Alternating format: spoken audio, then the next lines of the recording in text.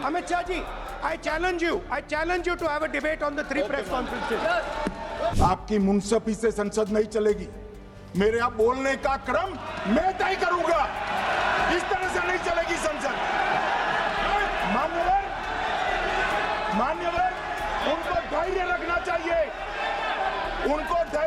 चाहिए मेरा जवाब सुनने का।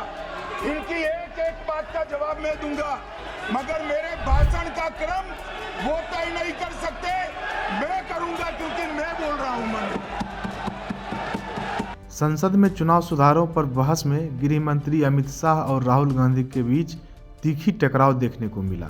एसआईआर प्रक्रिया, वोट चोरी आरोपों और मतदाता सूची की कथित गड़बड़ियों के मसले ने सदन को गरमा दिया। घटना की शुरुआत ऐसे हुई, अमित शाह एसआईआर का बचाव कर रहे थे जिसमें मृत अवैध नाम हटाने का प्रावधान है। राहुल बीच में खड़े होकर बोले, अमित शाह जी मैं चुनौती देता हूं, खुली बहस करिए। शाह ने पलटकर कहा, संसद आपकी मर्जी से नहीं चलेगी, मैं तय करूंगा मेरा क्रम क्या होगा। लगातार वे विपक्ष पे हमला बोलते रहे, अंत में विपक्ष वॉकआउट कर गया। पूरा वीडियो देखिए कि लोकसभा में आज क्या हुआ।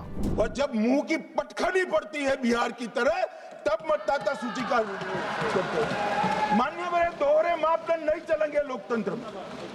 जब आप जीतते हो तब चुनाव आयोग महान है, जब आप हारते हो तो चुनाव आयोग निकम्मा है, बीजेपी का कहने पर चलता है। जब आप जीतते हो मतदाता सूची अच्छी है, मतदाता सूची अच्छी है, और जब आप हारते हो तो मतदाता सूची खराब है। मान्यवर, मुझे कोई आपत्ति नहीं इस प्रकार का भ्रांति फैलाए तो फैलाए।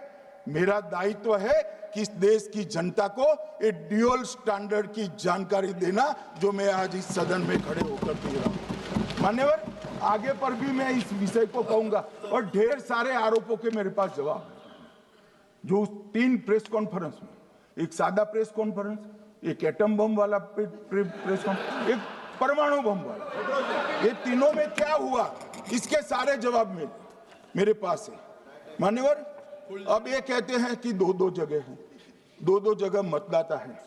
मान्यवर, किन किन लोगों के 2-2 जगह मतदाता, मैं इसमें जिनके नाम 2 जगह रजिस्टर्ड है उसका दोष नहीं निकालता मैं, क्योंकि एक जगह से कोई व्यक्ति दूसरी जगह गई तो 2010 के बाद इसको डिलीट करने का अधिकार आरओ के पास से ले लिया गया। इसके कारण ये विसंगतियां खड़ी हुई है। किसके हैं? श्री प्रशांत किशोर जी के 2 जगह मतदाता है, पवन खेरा जी का भी है, तेजस्वी यादव का स्वयं का है, टी सिद्दीकी एनआईसी केरल के नेता का है, मान्यवर संजय सिंह आप पार्टी के नेता के हैं, एक किशोरी पेडनेकर यूबीटी शिवसेना के हैं, इनका भी है। मान्यवर, सामान्य गलतियां हैं, क्योंकि एक नियम आ गया, जिसका जब वोट काटने का जिसका अधिकार है उसको रोक लिया गया, तो आरओ वोट काट नहीं सकता था, इसलिए 2 जगह रह गए। अब वो ही एक गहन पुनर्निरीक्षण से सुधरना है, मगर आप गहन पुनर्निरीक्षण को वोट चोरी कह रहे हो।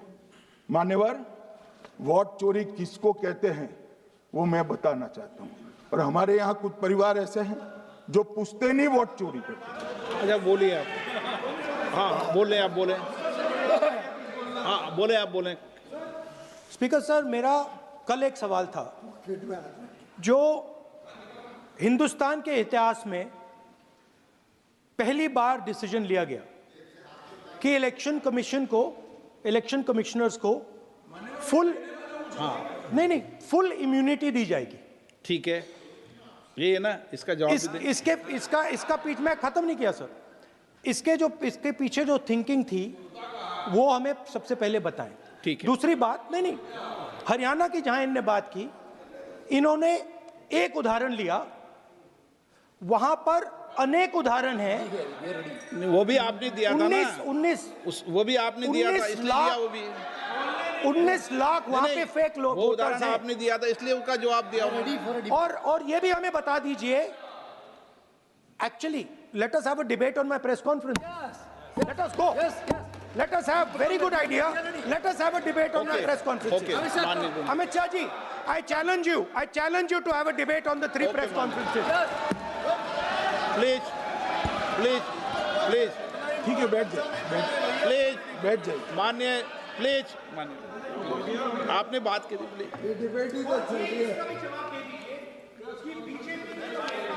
उत्तर प्रदेश में और हरियाणा में दोनों चुनाव में वोट कैसे दे रहे माननीय, हैं? प्लीज ये भी जवाब दे दीजिए। माननीय गृह मंत्री जी। मान्यवर, पहली बात मैं स्पष्ट करना चाहता हूं, मैं 30 साल से विधानसभा और संसद में जनप्रतिनिधि के रूप में चुनकर आता हूं। मुझे लंबा अनुभव है संसदीय प्रणाली का। विपक्ष के नेता महोदय कहते हैं कि पहले मेरी बात का आप जवाब दीजिए, मैं सुनना चाहता हूं। आपकी मुनसफी से संसद नहीं चलेगी। मेरे आप बोलने का क्रम मैं तय करूंगा। इस तरह से नहीं चलेगी संसद। मान्यवर, उनको धैर्य रखना चाहिए, उनको धैर्य रखना चाहिए मेरा जवाब सुनने का। इनकी एक एक बात का जवाब मैं दूंगा, मगर मेरे भाषण का क्रम वो तय नहीं कर सकते, मैं करूंगा, क्योंकि मैं बोल रहा हूं।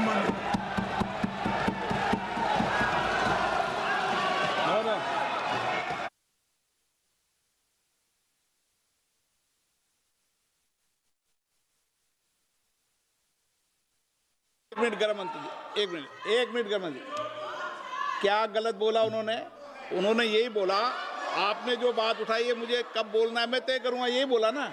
उसमें क्यों उत्तेजित हो रहे हो आप?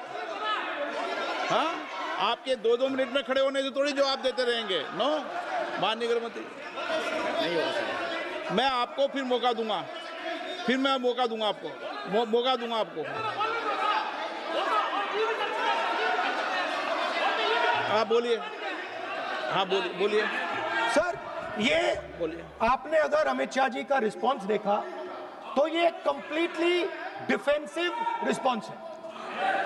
ये घबराया हुआ रिस्पॉन्स है, ये डरा हुआ रिस्पॉन्स है। अब सुनिए पूरी बात, प्लीज मानिए। नो, सच्चा रिस्पॉन्स नहीं है। माननीय गृह मंत्री जी, मान्यवर, आपके चेहरे पर बैठो। मान्यवर, आपके चेहरे पर चिंता की लकीरें मैं देख रहा हूं कि मैं क्या बोलूंगा। मैं उनके उकसावे में नहीं आऊंगा, मैं मेरे विषय पर बोलूंगा। मान्यवर, मैंने इतना ही कहा कि मैं मेरे भाषण का क्रम मैं तय करूंगा।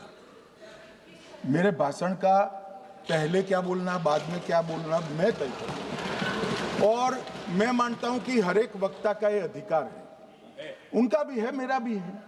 कल वो बोल रहे तो हम ऐसा थोड़ी ना बोले आप झूठ क्यों बोल रहे हो।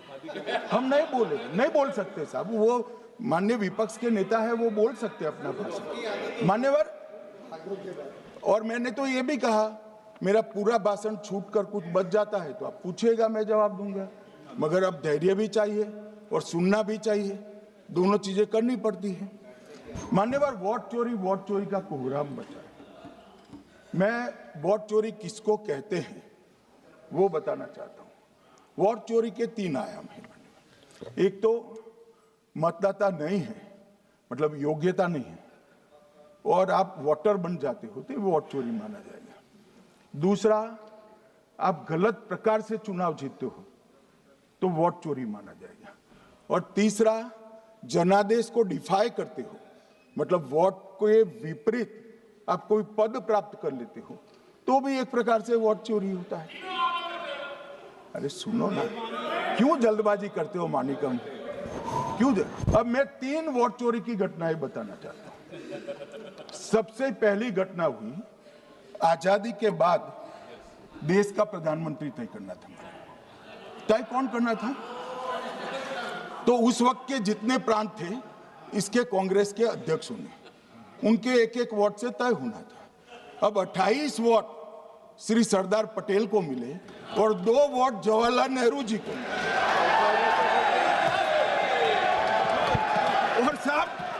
और साहब प्रधानमंत्री जवाहरलाल जी बने। मान्यवर,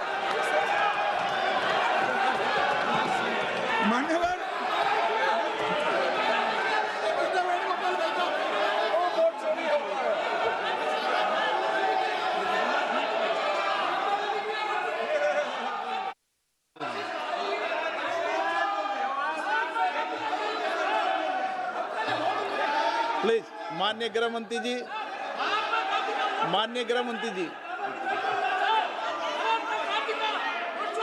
प्लीज।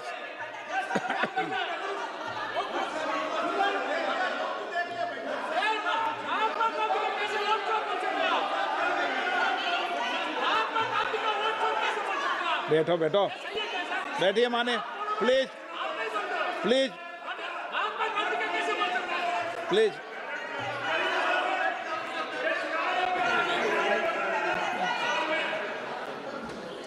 मान्यवर दूसरी, प्लीज बैठिए बैठिए माननीय सदस्य, प्लीज, हर बार नहीं उठते, बैठिए।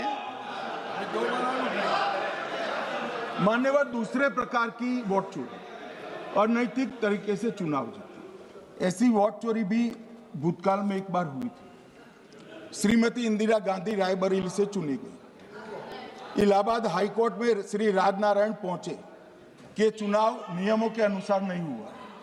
इलाहाबाद हाईकोर्ट ने ये तय कर दिया कि श्रीमती गांधी ने उचित तरीके से चुनाव नहीं जीता है, हम इसको रद्द कर दें। मान्यवर, ये भी वोट चोरी थी, बहुत बड़ी वोट चोरी थी। और उसके बाद में क्या हुआ? उसके बाद में क्या हुआ? उसके बाद में वो वोट चोरी को ढकने के लिए संसद में कानून लाया कि प्रधानमंत्री के खिलाफ कोई केस ही नहीं हो सकता। मैं विपक्ष के नेता को कहना चाहता हूं, इम्यूनिटी की बात आप चुनाव आयोग की पूछ रहे हैं, इसका तो मैं जवाब दूंगा, इसका मैं जवाब दूंगा इम्यूनिटी का। मगर ये इम्यूनिटी जो श्रीमती गांधी ने दी थी, इसके लिए आपका क्या कहना है? आपका क्या जवाब है? और उन्होंने तो स्वयं के लिए ले ली। उनका आरोप है। प्लीज, ऐसे नहीं चलता मान्यवर, आप जब बोले, जब 5-5 मिनट उठेंगे क्या? ये मान्यवर, उनका आरोप है। आप भी बोले, आप भी बोले, आप भी बोले। 9 गलत, 1-1 मिनट में सदस्य नहीं उठेगा ना। मान्यवर, उनका आरोप है कि सरकार ने बनाया तो लोकतंत्र ने बनाया, तो जो उस समय का केस था वो बताया है, आगे का तो बताया। मोदी जी को भी सब लोगों ने प्रधानमंत्री बनाया है भाई, आपकी कृपा से नहीं बने हैं।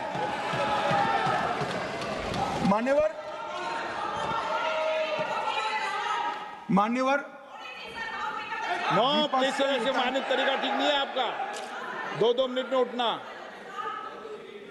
मान्यवर, विपक्ष के नेता ने कहा कि आपने चुनाव आयुक्तों को इम्यूनिटी दी। मैं इनका आरोप सत्य नहीं है।